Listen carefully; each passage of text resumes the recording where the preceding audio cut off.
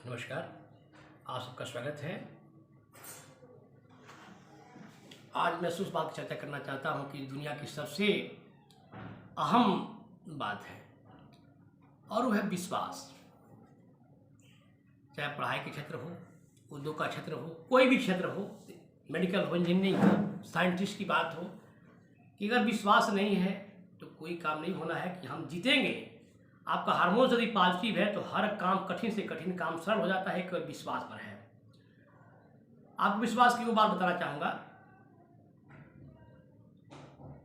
मंदिर में जा रहे हैं, मस्जिद में जा रहे हैं, जहाँ कहीं भी जा रहे हैं, यदि आपको विश्वास नहीं है तो आपका पूजा पाठ, हमारा पूजा पाठ सब बेकार है। वो कण में है विश्वास है, मानव प्राणी मात्र में है विश्वास है। विश्वास पर हम आपसे चर्चा करना चाहेंगे। ध्यान सुनिएगा, पूरा सुन लीजिए तो आपको लगेगा। देखिए, ये बहुत बड़ी बीमारी क्या इलाज है। आपके कई बीमारियों के इलाज शब्द ही हैं जो आपके सामने हम प्रेजेंट करने जा रहे हैं। महाभारत तो आप लोग सुनते ही रहते हैं, कथावाचक दुनिया के लोग सुनाते रहते हैं। तो मैं भगवान श्री कृष्ण का एक वो चरित्र को बताना चाहता हूँ जो हमारी आपकी जिंदगी बदल डालेगा, लाइफ को उचेंज कर डालेगा।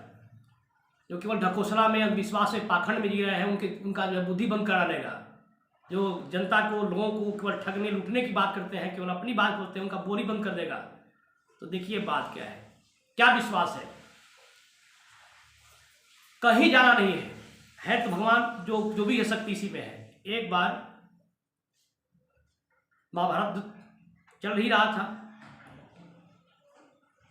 भीष्म पितामह का नाम सारा दुनिया जानती है, दादा भीष्म का।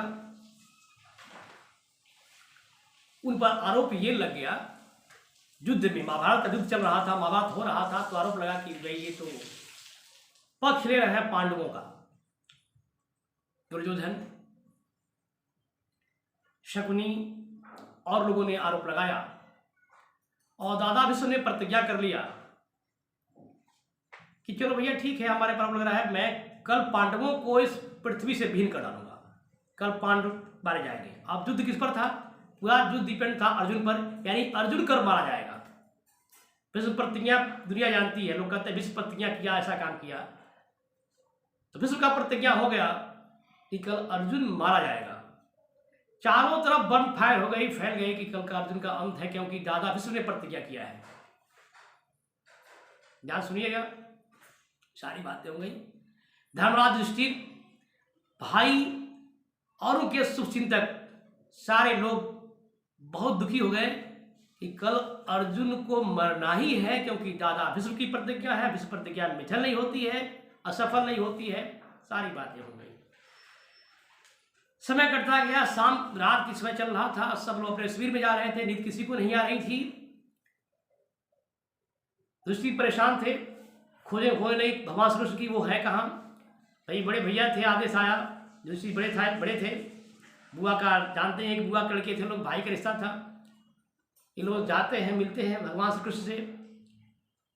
द्रौपदी भी हैं, रात्रि का समय है, तो जो थके सैनिक थे सो रहे हैं, सब कुछ हो रहा है।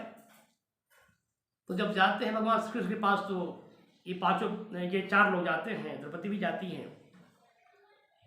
तो पूछते हैं और बताते हैं कि युधिष्ठिर बताते हैं कि हे केशव, कल की बात आप जान रहे हो ना? भगवान ने कहा कि हाँ जान रहा हूँ। यही ना कि दादा भीष्म ने प्रतिज्ञा किया कि अर्जुन कल मारा जाएगा। तो हाँ यही है। अब उनकी प्रतिज्ञा को रुके कौन? तो कहा चलो ठीक है, अर्जुन कहाँ है, वो क्यों नहीं आया? तो ये लोग कहे कि हम लोग उसके शिविर में गए नहीं, पता नहीं क्या कर रहा है। तो दिमाग हुआ कि ऐसा ना हो कि कुछ और सोच करके जो है जो समस्या आती है, आत्महत्या की और सब चीज़ें हो जाती है, चाहे जो भी हो, ऐसा दिमाग में निगेटिव बातें चलने लगी। तो प्रभु ने ये कहा कि अच्छा चलो देखो कर क्या रहा है पहले अपने शिविर में। तो जानते हैं, यहाँ विश्वास देखिए, अगर आपको विश्वास है तो दुनिया की हर चीज़ मिलेगी, अगर नहीं है तो फिर डोलते रहिए, हिलते रहिए, मिलना भी नहीं है। जब अर्जुन के शिविर में सभी लोग पहुँचते हैं तो अर्जुन जो है घोड़ा बिल के सो रहे हैं। जो कहते हैं घोड़ा बिल के सोना, अर्जुन घोड़ा बिल के सो रहे हैं। गए हैं लोग, आवाज आ रही है जो भी है उनको जगाया जाता है। इतना सो रहे थे कि उनको जगाया गया कि उठिए। तो आप जान रहे हैं कि प्रभु तो भक्त के बस में होते हैं। खड़े थे, उठे अर्जुन, सामने प्रभु को देखे, भगवान श्री कृष्ण को प्रणाम किया।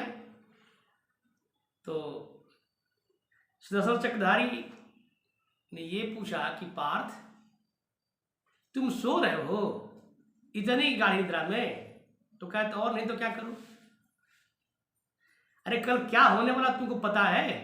तो कहा कि मुझे पता है। अरे कल विश्व की प्रतिज्ञा है दादा की, जो असफल नहीं हो सकती है। कहा कि हे केशव, मुझे भी पता है कल तुम्हारा ही अंत होगा। ये घोषणा वो प्रतिज्ञा किए हैं। तो कहा कि सब पता है।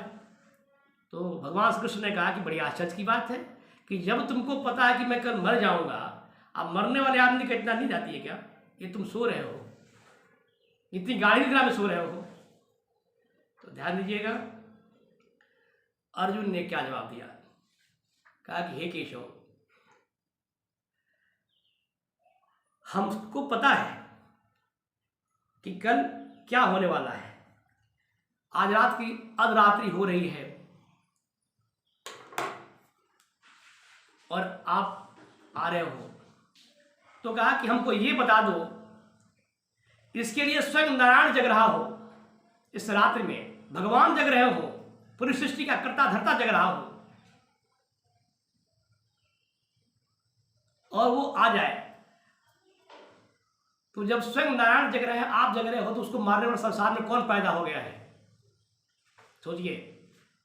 कहा कि हे प्रभु, जिसके लिए आप जग रहे हो, तो सोए गए तो क्या करेगा? तो ये है एक विश्वास कि भगवान को आना पड़ता है।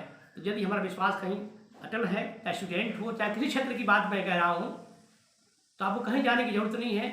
वो आपको ऊपर वाला आपके साथ जो कल्पना की गई है वो चल करके आएगा। नहीं आगे आपकी सफलता मिलेगी। इस तरह के विश्वास हमें पैदा होना चाहिए और हमें ढकोसला, अंधविश्वास, पाखंड की स्थिति में न जा करके अपने इसमें जगाना है, अपने ज्ञान को बढ़ाया जाए। और हम ये चाहेंगे कि हमारे बच्चे वाकई में शिक्षा जो तीसरा नेत्र कहा गया है, उन बच्चों को वो बच्चे पढ़ें और कलम का सहयोग लेकर के हमारे पूरे समाज को, राष्ट्र को,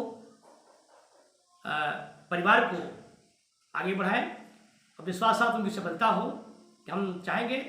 और इसी साथ जय श्री कृष्ण। हम फिर मिलते हैं। नमस्कार।